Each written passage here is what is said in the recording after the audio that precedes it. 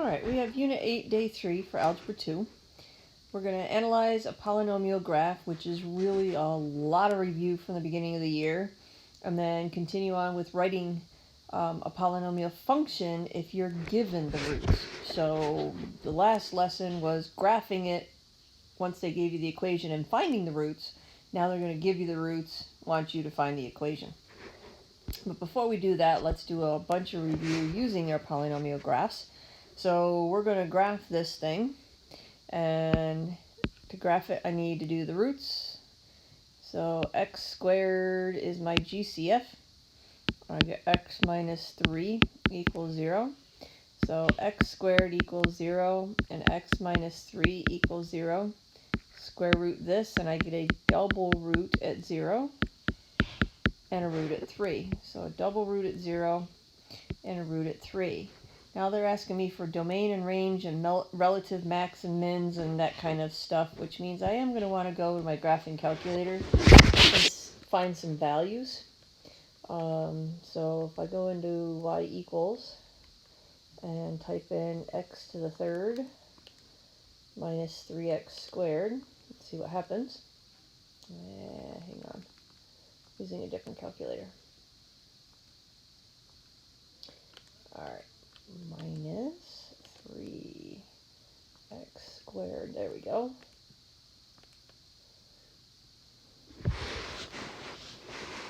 Alright, so I typed that in and I hit graph, and now I'm going to go look at the table, and for -1 it has -4, and if you looked at the graph to begin with, you know that this being our left-hand root, that's going to go down forever.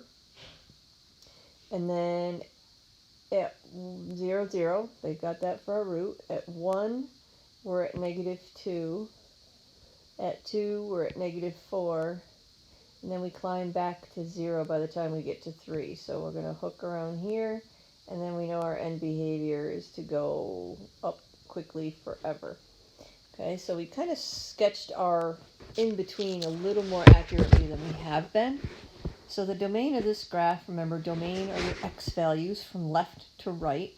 This graph is getting a little bit wider forever, so the domain is going to be from -infinity on the left to +infinity on the right. Range is low to high. My lowest point has an arrow, my highest point has an arrow, so range is also -infinity to +infinity. And then the new term here is the relative max and the relative min. So we kind of addressed this on the first day, that this graph does not have a maximum value because it goes to infinity. It doesn't have a minimum value because it goes to -infinity. But it's got some turning points in the middle, so the relative maximum means what's the highest point not counting infinity, which would be right here. So the relative max is 0, 0. That's the highest you get on the turning part of it, and the relative min is going to be sitting here at 2, -4. It's the lowest turn in the graph. Okay, so if you take out the infinities, relative max and relative min means the next highest and the next lowest. All right, x-intercepts. Those are the points where it touches the x-axis, so I have to list the coordinates, 0, 0, and 3, 0. Y-intercept is the origin also. Over what interval is it increasing? Well, from my relative minimum up, I'm definitely increasing. So from an x value of 2 to infinity, but on the left side of my graph, I'm also increasing. So coming up from the bottom all the way till I hit this 0, I am also increasing. Well, that's coming from the left at -infinity. Oops, I'm putting it in the wrong spot. That's coming from the left with -infinity and stopping at an x value of 0. So the purple places are where it's increasing. The green is where it's decreasing.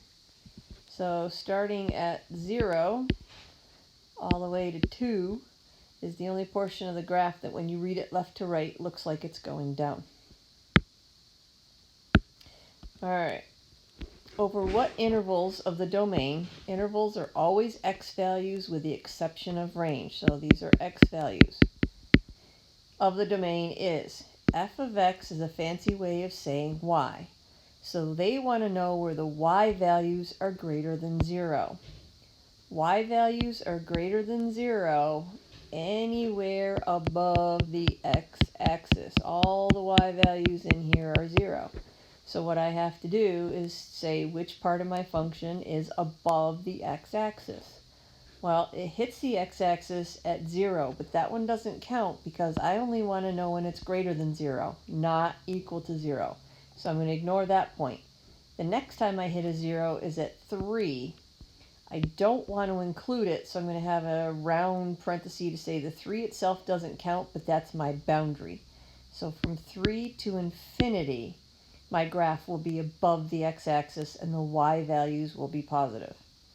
So the next piece is asking when my y values are negative. So that's anything below the x-axis. We have to break this into pieces because of the fact that it hits 0. I'm not allowed to count the zeros. So I got to count this first piece. Stop giving me a line. This first piece right here, which goes from negative infinity until 0, but I don't want to count the 0, so it's a round parenthesis.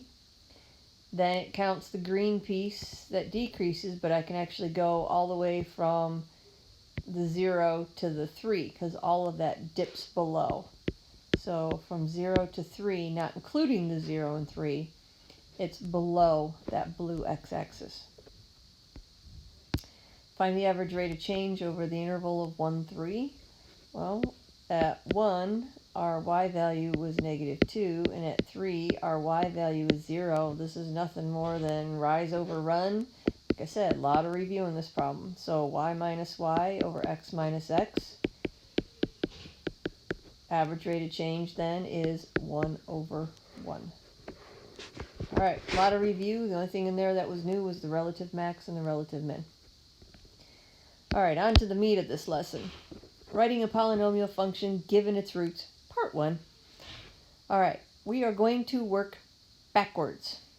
Okay, so helpful hints. Imaginary roots always come in conjugate pairs.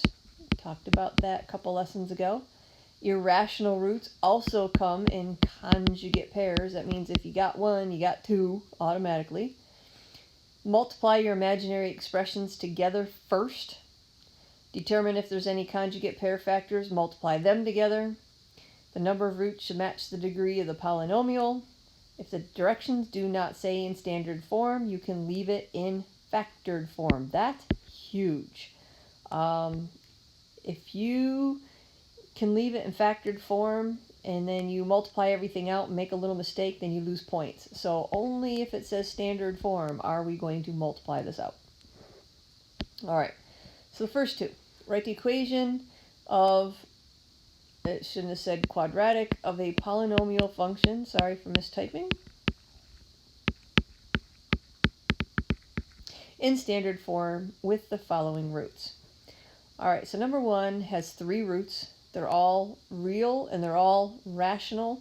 So that makes this a straightforward type of problem. So the last thing we would have written on our paper had we been solving for these roots would have been exactly what it says. And we said we're going to work backwards. So what did this look like on the step before we solved it? Well, that was when it was moved over to the left side with the x and set equal to 0. So we're going to move all of these guys over so that it looks like 0.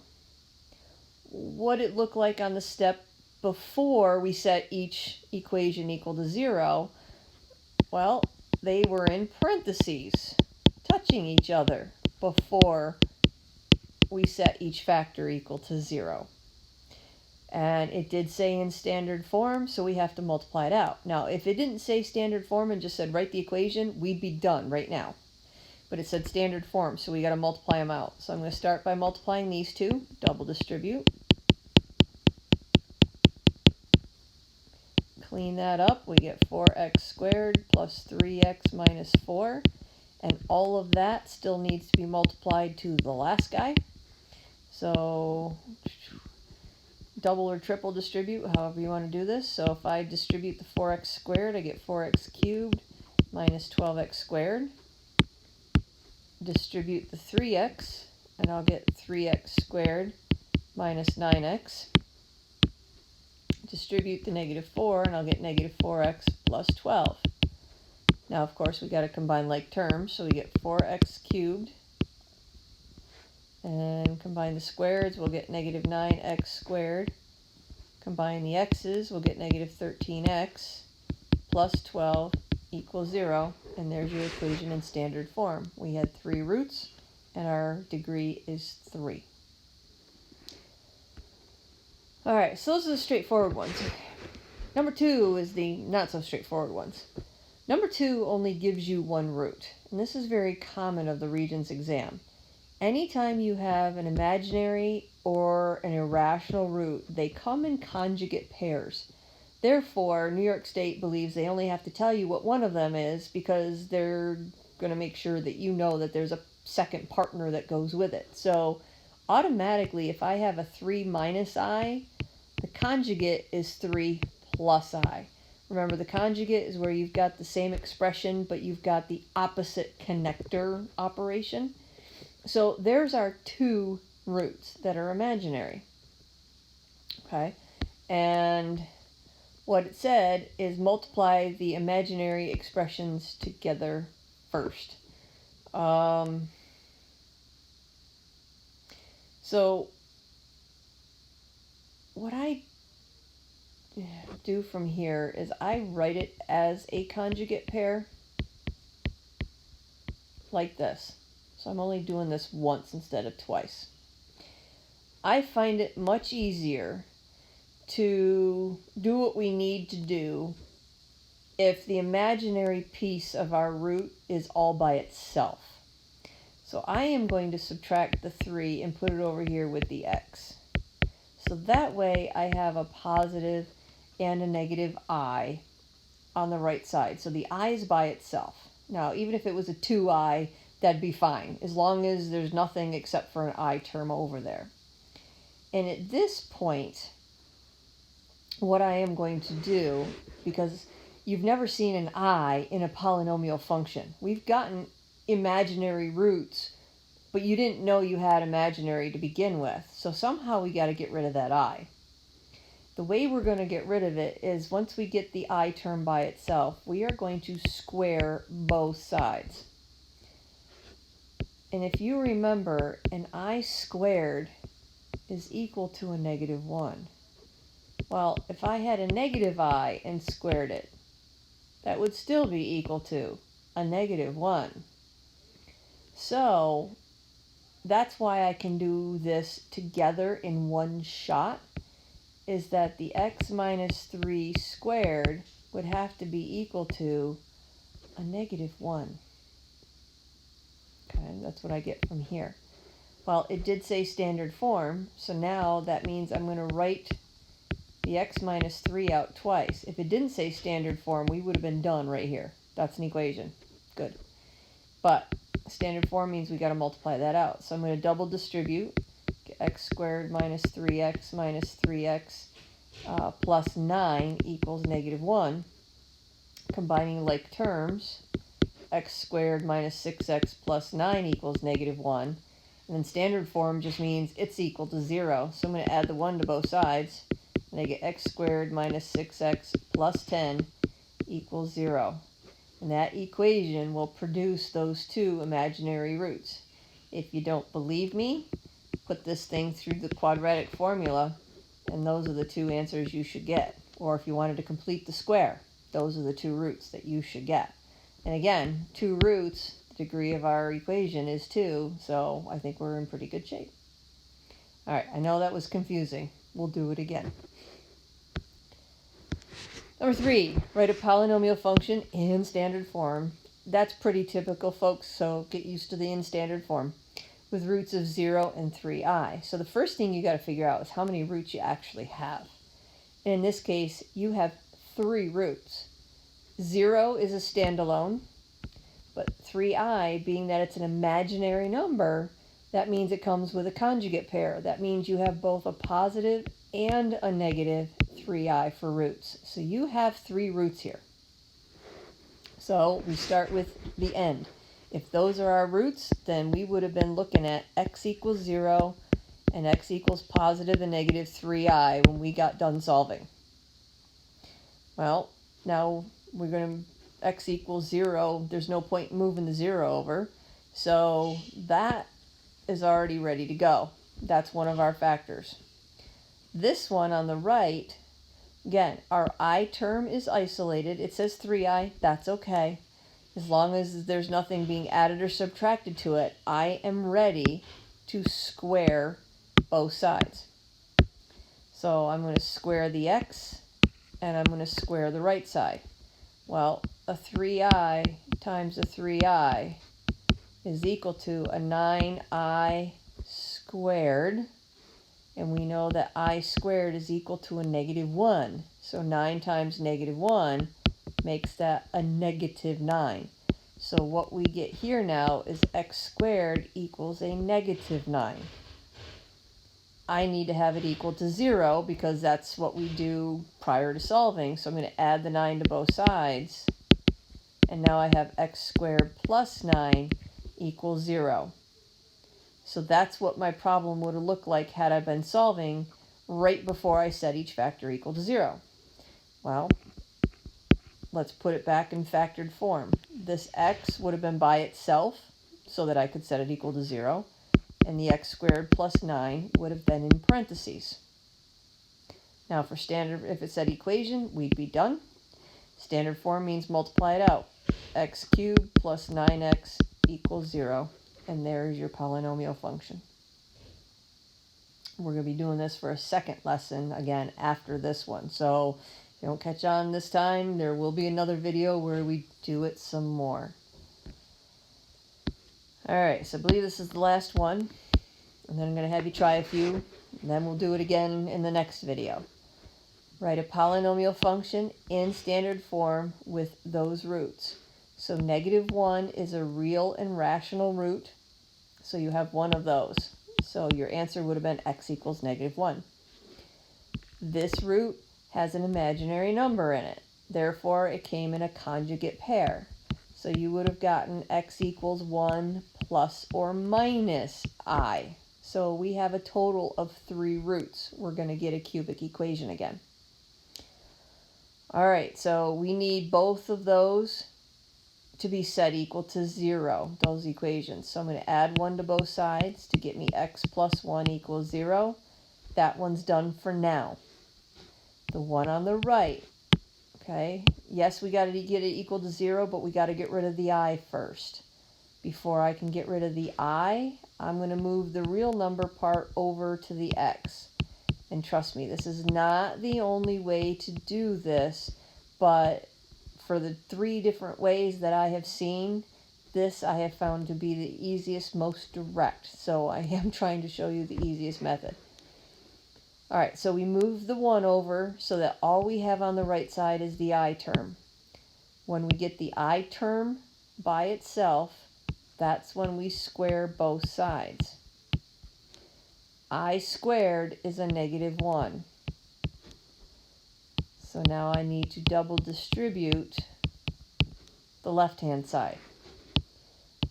X squared minus 1x plus 1 equals negative 1.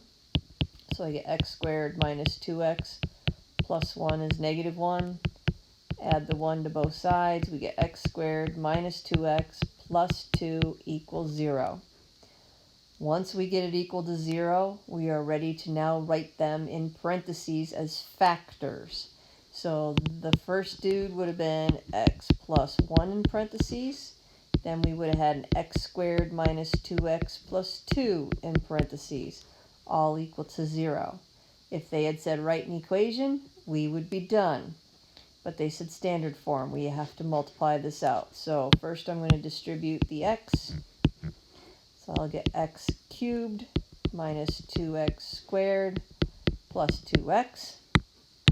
And then I'm going to distribute the 1. So I get 1x squared minus 2x plus 2. And then we're going to combine like terms. X cubed, negative 1x squared. The x's actually cancel out. Plus 2 equals 0.